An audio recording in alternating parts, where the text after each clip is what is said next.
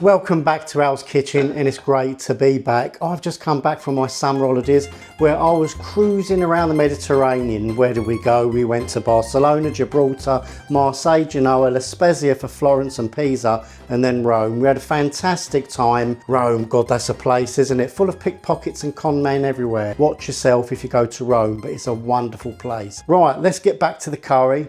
I'm afraid the summer series is over only because summer has left us.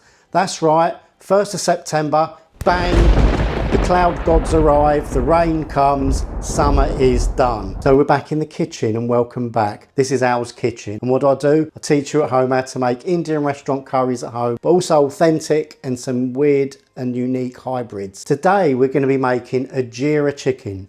Now if you don't know what Jeera is, it's basically just cumin, but we're not just going to leave it at that. We're going to jazz it up, and this is called a Jeera Kalimirch. What's Kalimirch? Kalimirch is basically black pepper, and it is one for the family because it's 30 minutes and it feeds 4. In my case, it's 4 portions for me. So without further ado, let me go grab a beer. You do the same too, and we'll get cracking. I must be at the end of the barrel because that's as flat as a pancake and as cloudy as, well, as cloudy as Christmas. Is that a thing? A cloudy Christmas. Just want to let you know, Al's King Naga is back in stock. I'll leave the link in the description box below.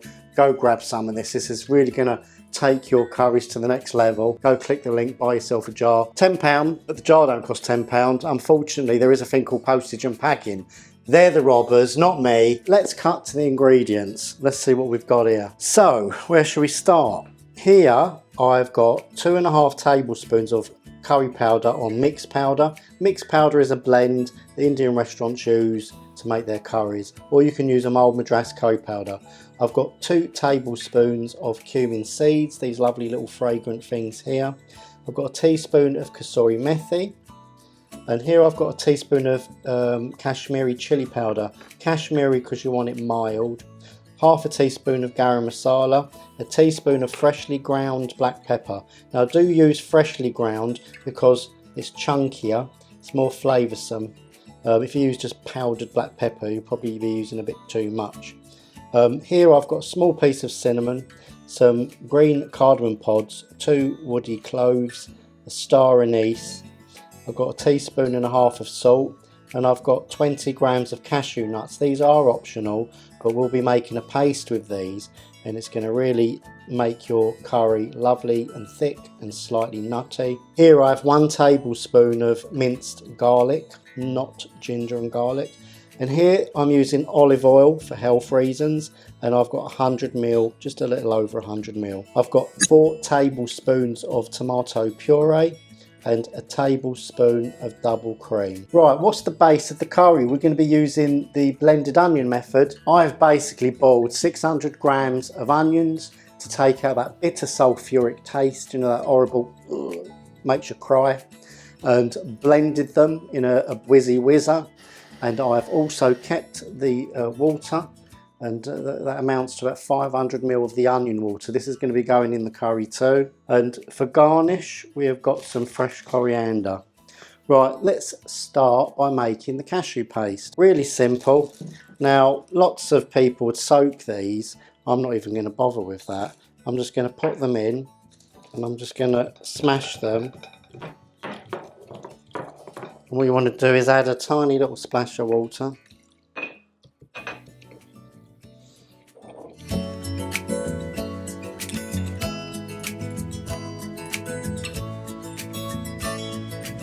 There we go, there's our cashew paste in there. Don't worry if you've got a few little lumps. That's it, let's start the process.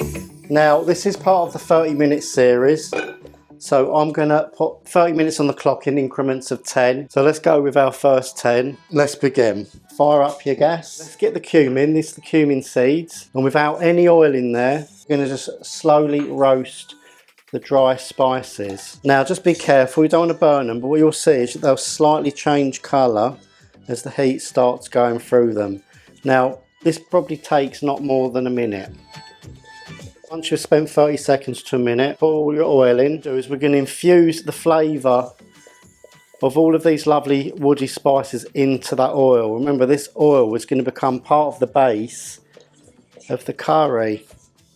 Well, once you start to hear a slight little hiss, that means the oil's getting hot and the spices are starting to fry and there's tiny little bubbles forming. This is when we want to go in with our garlic. So we're going to layer the flavours.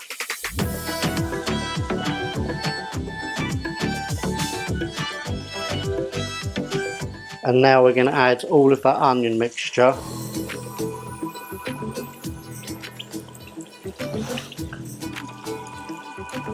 And we're going to cook this for 10 minutes. Put the lid on and just give that 10 minutes, give it a stir from time to time. Don't worry about the colour too much. I know some of you want it to go deep and brown. Don't worry, the curry comes out perfectly fine. So go grab your beers, take a sip, and I'll see you in 10.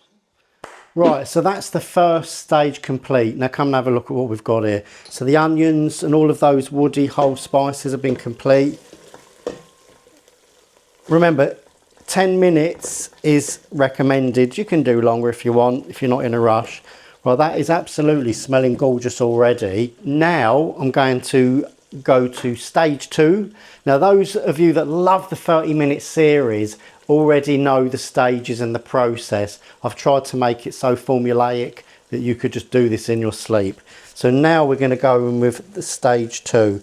Stage 2 is we're going to turn the gas down, going to add the curry powder, we're going to add the chili powder and the garam masala. We're going to make a paste now, a curry paste. So things are going to get nice and thick and sticky here. If it's too thick, just add a splash of your onion water. That's it, get that nicely mixed through there. Beautiful, absolutely beautiful. Add in the tomato puree. Do you know what? So many of you say that you really love doing the 30-minute series. You're making my BIR curries, you know, the ones with the base gravy, redundant. And, you know, don't put in the effort. There's some beautiful base gravy curries. And I've got another series coming up. So make sure you subscribe to the channel if you don't want to miss. And talking about subscribing to the channel, please do subscribe. It's how I keep going. It motivates me. It shows me that you appreciate what I'm doing, keeps me motivated, and also it helps others see the curries that you're seeing, because when you subscribe and like a video and comment, YouTube know what you do, and they're like, oh, people are liking this, people are talking about this, people are subscribing to this, and then they start pushing me up the charts and I start being featured on other people's YouTube accounts. Right, so that's the paste done, nice colour. Now I'm going with chicken thighs. Chicken thighs, you can cook them for ages. They're very forgiving. They don't dry out. They hold their moisture. If you're not used to chicken thighs, get used to them. They're amazing in curries. You can chop them up or keep them whole, as I have done. I actually like the whole ones now, and also like, you know, cutting into them some rice, some naan bread. Cover these chicken thighs. They're boneless, skinless. That's it, look at that. They're all covered in that lovely masala paste. And all we're going to do now for the next 10 minutes is add the onion water. Just sling it all in, don't worry about it. And we're going to give that a good mix through. And we're going to put another 10 minutes on the clock. Hickory dickory dock. Bring that to a nice simmer, and that will be 20 minutes. And I'll see you in a little while. So that's 20 minutes completed, and let's see what we've got here. Now we've got 10 minutes to go,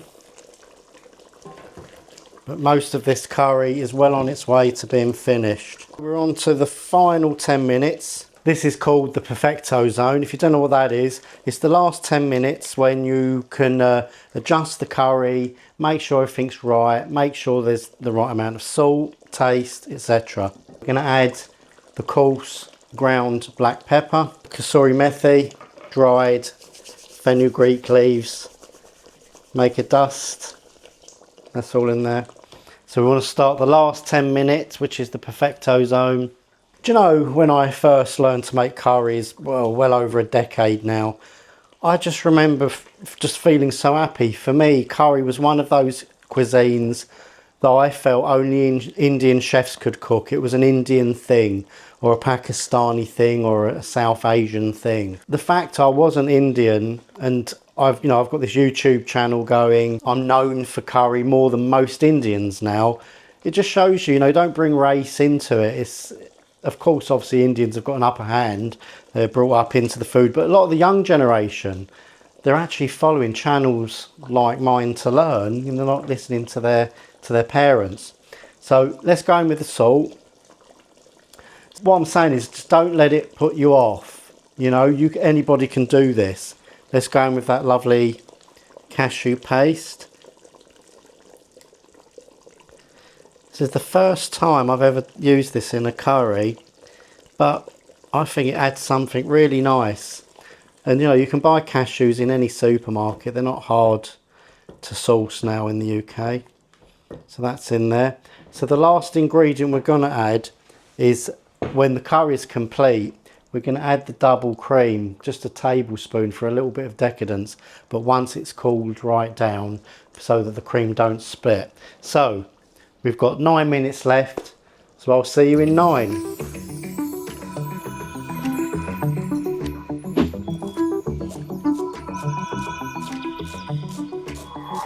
Right, 30 minutes is complete and it's nearly curry time. Take a look at this curry. I've not really touched it. Lid off for the last 10 minutes and it's got a lovely rich red colour. That's the Kashmiri chilli bleeding out into that gravy. Now I want you to make this curry on the thicker side. I don't want it runny, don't want it watery. I want you to make sure that you get this right. We don't want any water floating on the tops or the sides. Now usually you would let this cool right down, but we're going to add the tablespoon of double cream. That is absolutely stunningly gorgeous.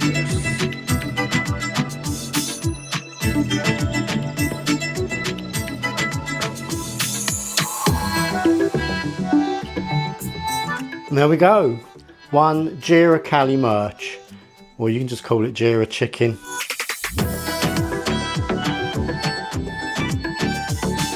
Right guys, you're with me? First of all, the chicken thighs. It's been so long since I've had a curry, because I've been on the cruise. I mean, they did do some nice curries. Had a nice lamb curry, they did a chicken curry. But it's just not the same, is it? This is the first curry I've cooked since I've been back. Only been back a few days, sharing it with you. This is one to savour. This is absolutely amazing. Family going to love this, and I know what they're going to say. They're going to say, that's the best curry I've had for a long time, or that's better than our local takeaway. So let's keep it like that. Let's make curries better than the takeaway. Don't forget to like and subscribe to the channel. I appreciate it. I love you as always. I'm Al, and I'm out of here. That's for dinner tonight.